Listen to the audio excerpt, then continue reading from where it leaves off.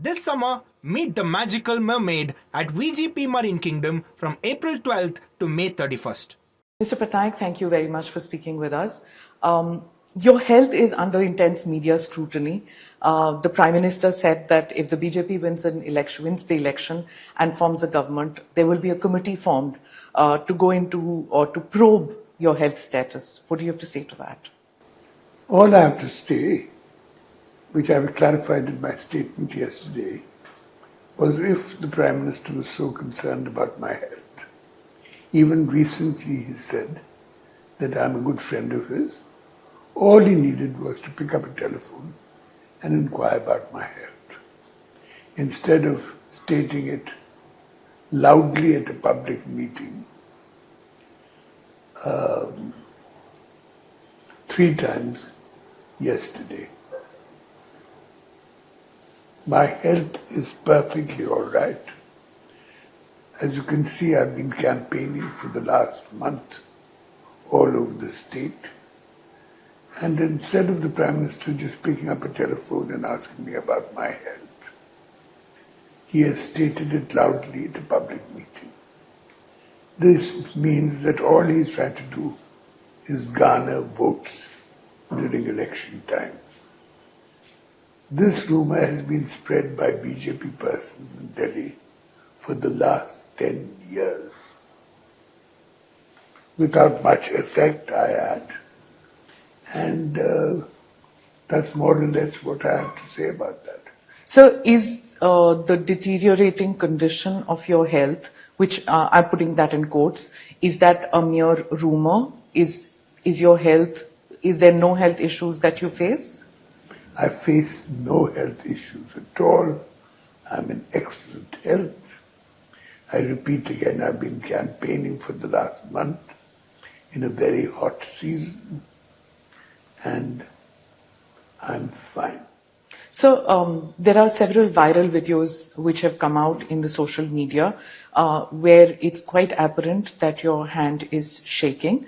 I don't mean to be rude by asking you this question, but as a Chief Minister, if the people of the state have the right to know whether that is a medical condition or something else. It's no medical condition at all. It has been exaggerated for no reason by a visiting BJP Chief Minister. So, you're seeking re-election for the 6th time. Do you feel you owe it to the people of the state to be in 100% physical and mental condition? And do the people have the right to know about that? Of course they do. And I feel that I'm very well. And I hope to continue to serve the people of my state. So the other question which has risen during this election is that has basically emanated from people who have left your party. And they say that Mr. Pandian, your confidant, and a person who has been working with you, a bureaucrat who's now out of the bureaucracy and but continues to serve you, that he is your gatekeeper and he takes all the decisions on your behalf. That is ridiculous, and I've said it often before. This is an old allegation, and it holds no weight. Mm-hmm. You have been the second longest serving Chief Minister. The opposition has attacked your party in the past, your government in the past, but never your persona. This is the first time that you have been attacked on a personal level regarding your health and your relationship with your close confidant. How do you see that? I see it that they're getting more and more desperate, particularly as their popularity is waning in the country. So it's got nothing to do with the state. It's more about national politics, you feel? It's about the state and national politics. So the promises that are being made by your party in this election, does it have your signature on it? Do you know the promises that are being made? Do you have veto powers at all on these decisions? As Chief Minister, I have all powers, and we have done a great deal for the people of our state, and we want to continue doing much more. Do you chair cabinet meetings or do you just leave it to your colleagues to do that, sir? I always chair cabinet meetings. There's not a single cabinet meeting that I do not chair. So, you're in your 6th term. The party has not known anybody other than your father or you leading it. Is there a succession plan on in the party? I've said repeatedly that the successor will be decided by the people of the state. That is the natural result of these things. You are not grooming Mr. Pandian to take over from you? I can't understand these exaggerations. You may have noticed that he's not even standing for elections.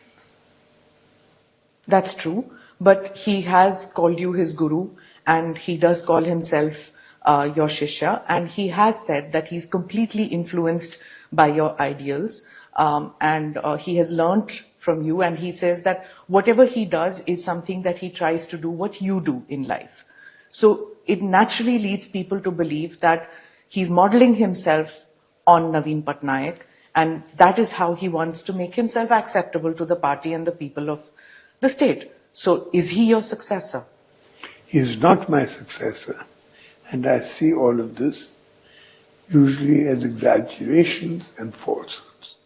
So do you not speak to your colleagues about how you want the party run in a, God give you long life, but in a post-Naveen Patnaik scenario? They see how the party is being run, and the party is being run for the service of the people of Odisha and will continue to do so. So, Mr. Modi and you, I come back to what you said about him. You've had very genial relations in the past with him, so much so that even this year he spoke about his friendship with you.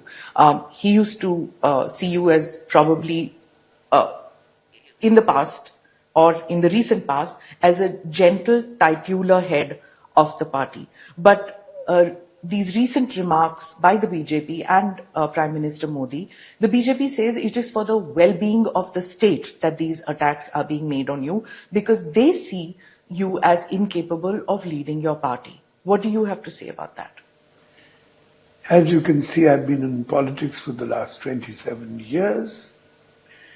I was given the position of president of the party 27 years ago, and I've been running it, I think, well since then, and will continue to do so. So your style has been completely different from that of your father. When you took over, there were similar kind of remarks that you're an isolationist, you don't mingle among the people, you refuse to change your style. You continue to be a very personal person who you don't meet with many people. Do you think that that has hurt your political career in any manner? I mingle with people the whole time.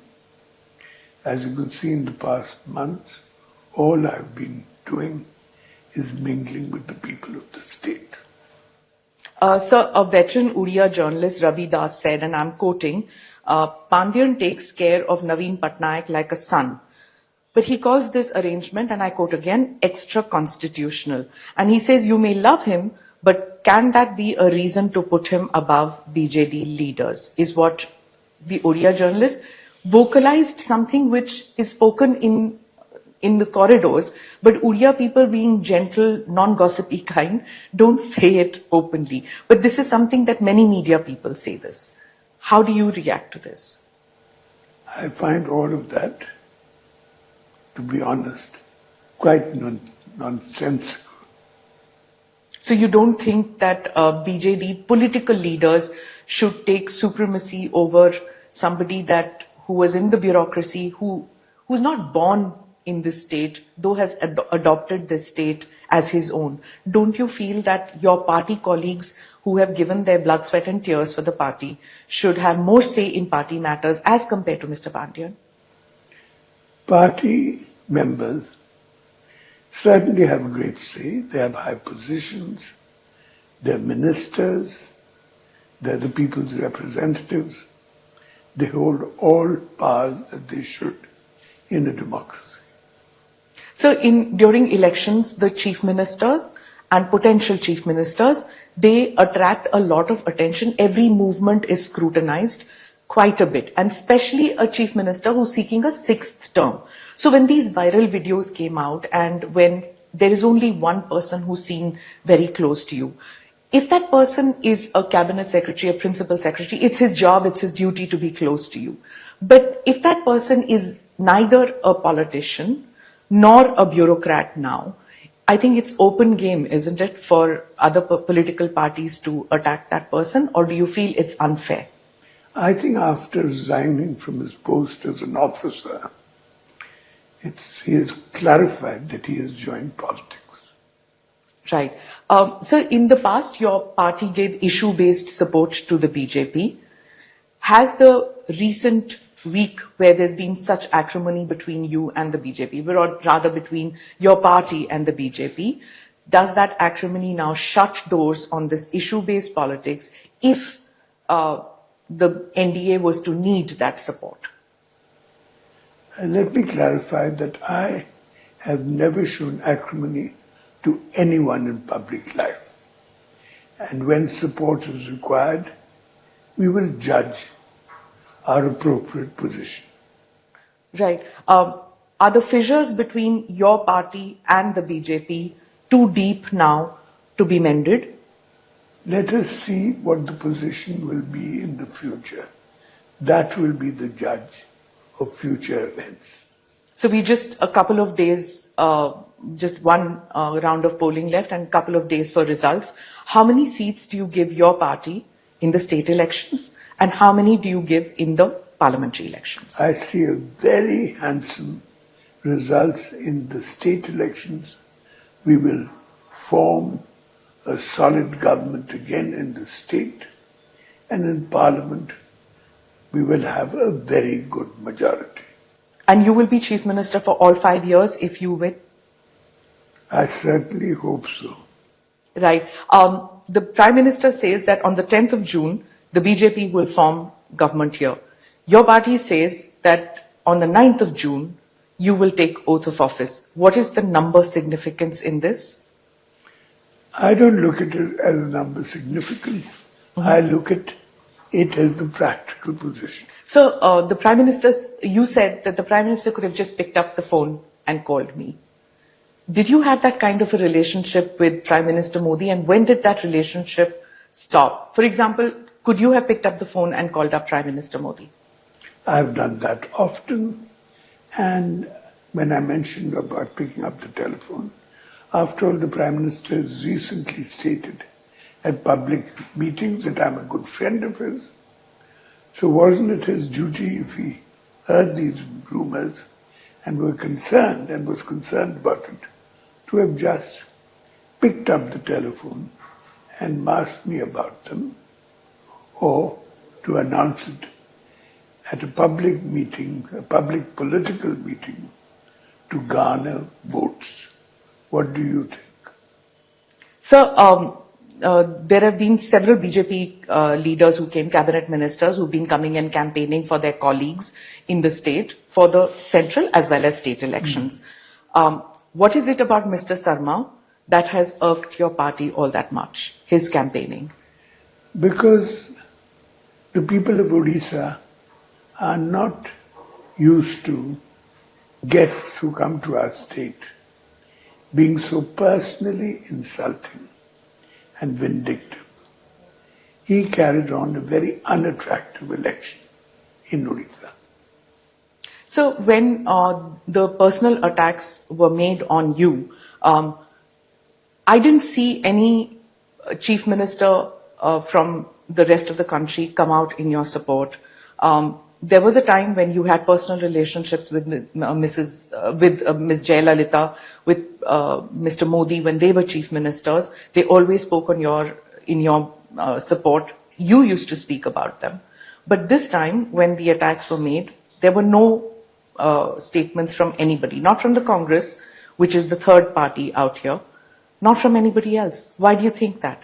I really think that we're in the midst of a national election, so people were far too busy with their own agendas to be concerned about what is happening here.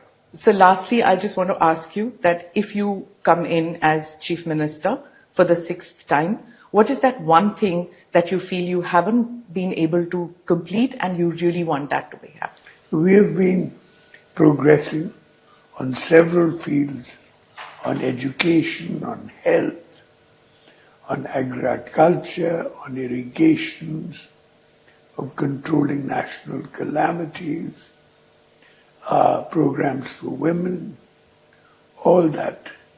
We have done a great deal, and we intend to do much. Thank you so much, sir.